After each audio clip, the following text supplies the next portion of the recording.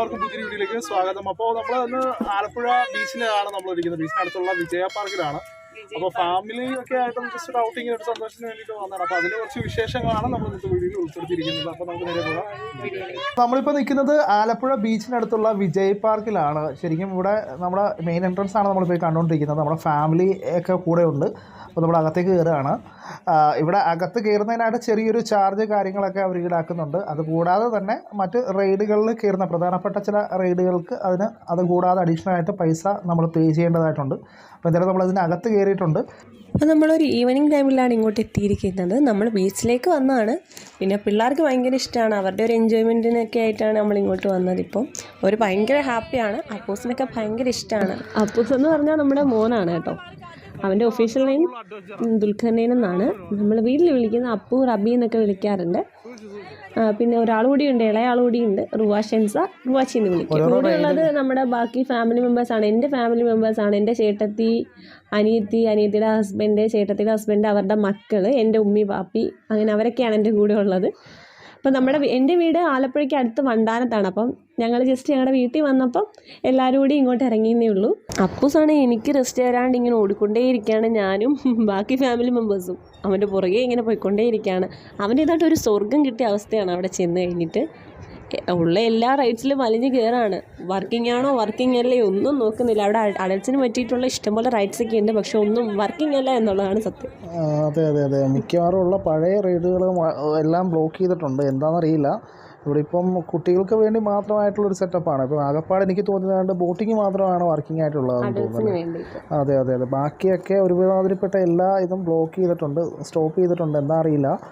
എന്തായാലും നമുക്ക് എന്തായാലും ഇനിയിപ്പോൾ ബോട്ടിങ് ഇവിടുത്തെ പിള്ളേരുടെ കുറച്ച് കളിയും കാര്യങ്ങളൊക്കെ കഴിയുന്നതിന് ശേഷം നമുക്ക് ബോട്ടിങ്ങിലേക്ക് നമുക്ക് ജസ്റ്റ് ഒന്ന് പോയി വരാം അല്ലേ.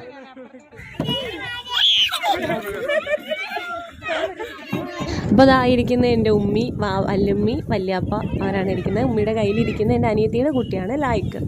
അപ്പോൾ സത്യം പറഞ്ഞാൽ വല്യാപ്പായ്ക്ക് ഒരു എൻജോയ്മെൻറ്റ് ആവട്ടെ എന്നും പറഞ്ഞാണ് ഞങ്ങൾ വീട്ടിൽ നിന്ന് ഇറങ്ങിയത്. എൻജോയ് ചെയ്യുന്നത് മൊത്തം അപ്പൂസ് റുവാച്ചിയാണ്. അപ്പോൾ വല്യാപ്പായ്ക്ക് എപ്പോഴും വീട്ടിലിരുന്ന് ബോറടിക്കുന്നതെന്ന് പറഞ്ഞിട്ടാണ് ഇങ്ങോട്ട് കൊണ്ടുവന്ന്. ആൾക്ക് നടക്കാനുള്ള ബുദ്ധിമുട്ട് കാരണം ഇവരിവിടേക്ക് ഒതുങ്ങിയിരിക്കുകയാണ്. അല്ലായി നല്ല ഉറക്കമാണ് കേട്ടോ ഇത്രയും ബഹളത്തിൽ. അപ്പോഴേക്കും നമ്മുടെ പിള്ളേരുടെ കളിയെല്ലാം കഴിഞ്ഞ് അവർ ഷെഡിൽ കയറിയിട്ടുണ്ട്. ഇനിയിപ്പം ബോട്ടിങ്ങും കൂടി കഴിഞ്ഞ് നമ്മളിവിടെ നിന്ന് ഇറങ്ങും. ബോട്ടിങ്ങിനായിട്ട് ടിക്കറ്റ് എടുക്കാൻ പുറത്ത് പോയിരിക്കുകയാണ്. അഡീഷണൽ പേ ചെയ്യണം. അപ്പോൾ പുറത്ത് ടിക്കറ്റ് കൗണ്ടറിൽ പോയി നമ്മൾ ടിക്കറ്റ് എടുത്തിട്ട് വരണം. അതിന് പോയിട്ടുണ്ട്. നമ്മളിക്കാനെ വെയിറ്റ് ചെയ്ത് ഇവിടെ ഒരു പഴയ വർക്കിംഗ് അല്ലാത്ത ഒരു ട്രെയിൻ കിടപ്പുണ്ട്. അതിൽ വെയിറ്റ് ചെയ്യുകയാണ് എല്ലാവരും. അപ്പോഴേക്കും ടിക്കറ്റൊക്കെ വാങ്ങിയിട്ട് വന്നിട്ടുണ്ട്. 4 പേർക്ക് 60 രൂപയാണ് ടിക്കറ്റ് ഫീ. അപ്പം ഓൾറെഡി ആൾക്കാർ റൗണ്ടിങ്ങിന് ഇറങ്ങിയിരിക്കുകയാണ്. ബോട്ടിന് വേണ്ടിയിട്ടുള്ള വെയിറ്റിങ്ങിലാണ്. ടിക്കറ്റ് എടുത്തുകൊണ്ട് വന്നപ്പോഴേക്കും ബോട്ടിൽ കയറാൻ ആളില്ല.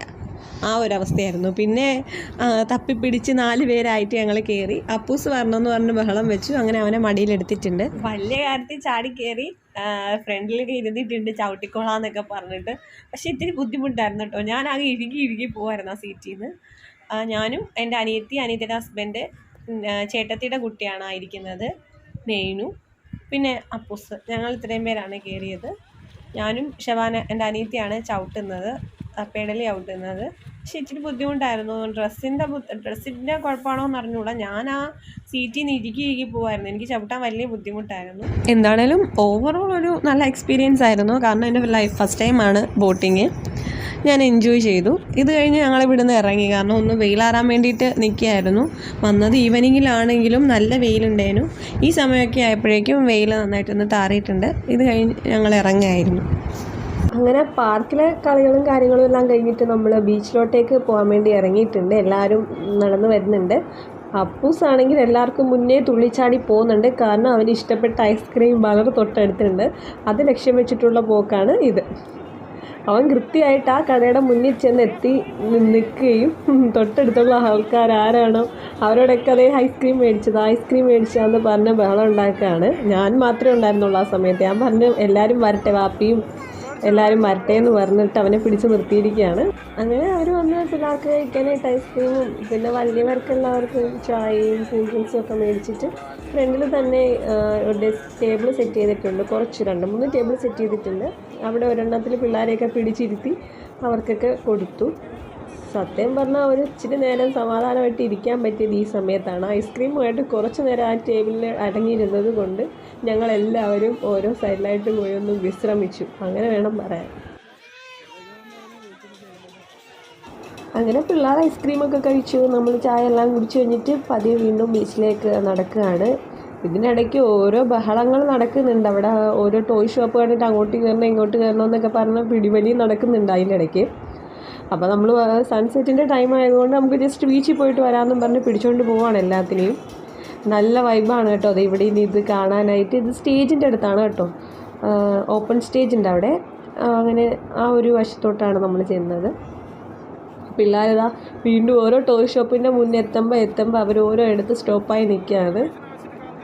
ഉമ്മയും പിള്ളേരും ഒക്കെ ആദ്യമേ വന്ന് നിന്ന് അവർക്ക് ആവശ്യമുള്ള സാധനങ്ങളൊക്കെ ആ കടയിൽ നിന്ന് മേടിച്ചിട്ടുണ്ട്. എന്തായാലും അപ്പൂസ് പിന്നെ ഒരു സ്പൈഡർമാൻ ഫാനാണ്, അതുകൊണ്ട് അവൻ എവിടെ ചെന്നാലും സ്പൈഡർമാനെ പൊക്കും. ഈ സ്പൈഡർമാനെ കണ്ടിട്ട് ഞാൻ ആദ്യം ബാറ്റ്മാനാണെന്ന് തെറ്റിദ്ധരിച്ചെങ്കിലും അവൻ കൃത്യമായിട്ട് അത് സ്പൈഡർമാനാണെന്ന് എനിക്ക് പറഞ്ഞു തന്നു. അങ്ങനെ റുവാച്ചി ഷാനപ്പനും കൂടി കൈ പിടിച്ച് എന്തൊക്കെയോ കാര്യങ്ങൾ പറഞ്ഞ് അവർ ഏതോ കാര്യങ്ങളൊക്കെ പറഞ്ഞിട്ട് പോകുന്നുണ്ട്. ഇന്ന് സൺഡേ ആണ് കേട്ടോ, അതുകൊണ്ട് തന്നെ ബീച്ചിൽ അല്പം തിരക്കൊക്കെ ഉണ്ട്. പക്ഷേ മുമ്പത്തെ കേസ് വെച്ച് നോക്കുവാണെങ്കിൽ ഇതൊന്നുമല്ല ബീച്ചിൻ്റെ അവസ്ഥ. നമുക്കൊന്ന് കാല് കുത്താൻ സ്ഥലമില്ലാത്ത രീതിയിൽ ആളുണ്ടാവലുണ്ട്. നമ്മുടെ കോഴിക്കോട് ബീച്ചൊക്കെ ആണെങ്കിൽ പിന്നെ പറയണ്ട, അത് എപ്പോഴും തിരക്കേണ്ടാണ്. അപ്പോൾ പിള്ളേർ ആ കടയുടെ മുന്നിൽ നിന്ന് വരാൻ അവർക്കൊരു മനസ്സില്ല, അവരവിടെ ചുറ്റിപ്പറ്റി നിൽക്കുകയാണ്. ഷാനിതാ വലിയ ബഹളമാണ്, ഷാഹിനെ ഇട്ട് വലയ്ക്കുകയാണ്. നമ്മളിങ്ങനെ ഇടയ്ക്കിടയ്ക്ക് പോയി സ്റ്റോപ്പ് ചെയ്ത് നിൽക്കുന്നത് എന്താണെന്ന് വെച്ചിട്ടുണ്ടെങ്കിൽ വല്യമ്മയും വല്യപ്പയും നമ്മുടെ കൂടെ ഉണ്ടല്ലോ, അവർക്ക് പെട്ടെന്ന് ഇങ്ങനെ നടന്നു വരാനുള്ള ബുദ്ധിമുട്ടുള്ളതുകൊണ്ട് അവരെ വെയിറ്റ് ചെയ്ത് നമ്മൾ നിൽക്കുകയാണ്. അപ്പോഴേക്കും ഞങ്ങളുടെ റിലേറ്റീവ്സിനെ കണ്ടു, അവർ വന്ന് സംസാരിക്കുന്നുണ്ട് അതിനിടയ്ക്ക്.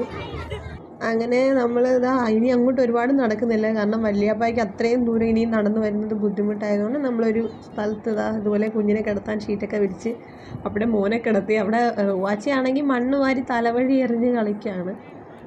അങ്ങനെ എല്ലാവരും ഓരോരോ സ്ഥലം പിടിച്ചിരുന്നിട്ടുണ്ട്. ആ വല്യമ്മയും വല്യപ്പ ഒക്കെ എത്തിയിട്ടുണ്ട്. ഓരോരുത്തർ ഇരുന്ന് കളി തുടങ്ങിയിട്ടുണ്ട് മണ്ണെന്ന് വെച്ചാൽ റുവാമോക്ക് പ്രാന്താണ്. റുവ അത് തലവഴിയിട്ട് രസിക്കുകയാണ്.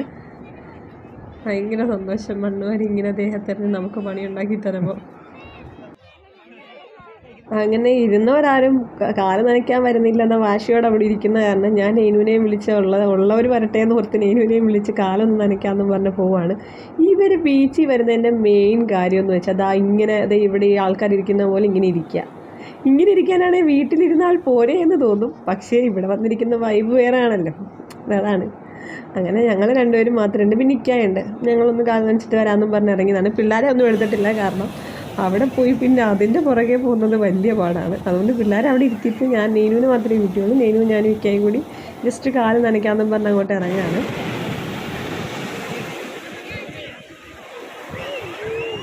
കൊറോണ ഒക്കെ കഴിഞ്ഞ ശേഷം അങ്ങനെ അധികം ബീച്ചിൽ പോക്കൊന്നുമില്ല കേട്ടോ. ഞാൻ കുറേ നാൾ കഴിഞ്ഞിട്ടാണ് ബീച്ചിൽ വരുന്നത്. ഭയങ്കര സന്തോഷമായിരുന്നു കേട്ടോ. പണ്ട് പഠിച്ചുകൊണ്ടിരിക്കുന്നതൊക്കെ സമയത്ത് എല്ലാ ഞായറാഴ്ചയും ഞങ്ങൾ നമ്മുടെ കുടുംബ വീട്ടിൽ പോകുന്ന പോലെ വന്നെത്തി നോക്കിക്കൊണ്ടിരുന്ന സ്ഥലമാണ്. പക്ഷേ ഇപ്പോൾ ഈ കൊറോണ അങ്ങനത്തെ ഒരു സിറ്റുവേഷൻ ആയി കഴിഞ്ഞാൽ പിന്നെ അങ്ങനെ വരലുമില്ല.